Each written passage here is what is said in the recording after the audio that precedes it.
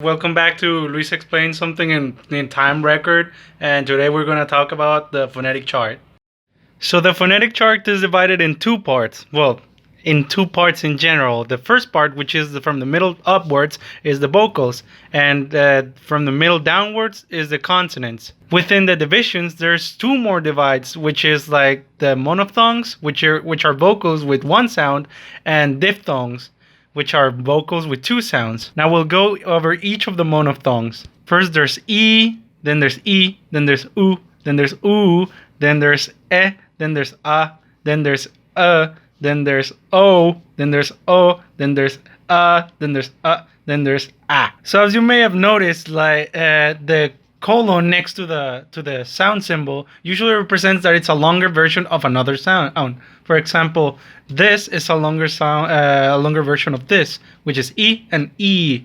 So is this from this one, E and E. So it's this one from this one, O and O. There's also a difference that must be pointed out from this one and this one, which is the position of the mouth. While this one is A, this one is A.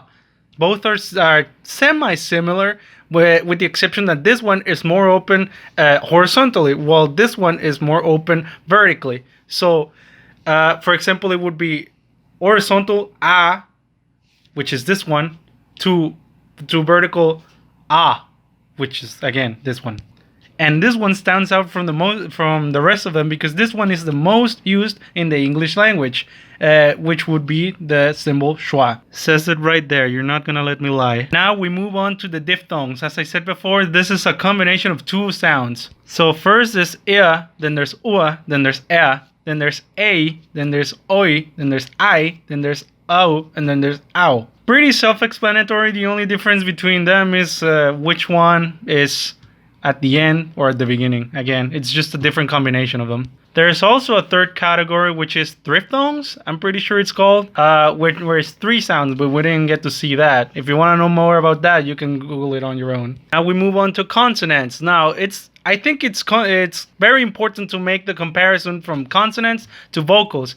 The difference between them is that consonants obstruct the flow of air on a certain way in order to make their sound.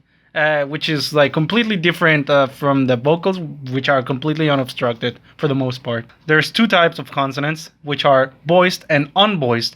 We'll go over them real quick. So first is p, then there's v, then there's t, then there's v, then there's ch, then there's j, then there's k, and then there's g. So overall, so far you have noticed that they are pretty similar.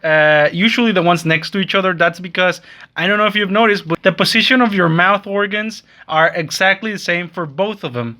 The difference between them is that one is voiced and the other one is unvoiced. And what differentiates an unvoiced from a voiced consonant is the vibrations of your vocal cords.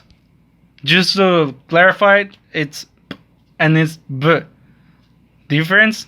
Voiced and unvoiced again. Now let's go through the rest of them. V, th, s, z, sh, zh. And these ones, this bottom row is specifically made for nasal sounds, which are impossible to make if you obstruct your nose in any way. For example, we have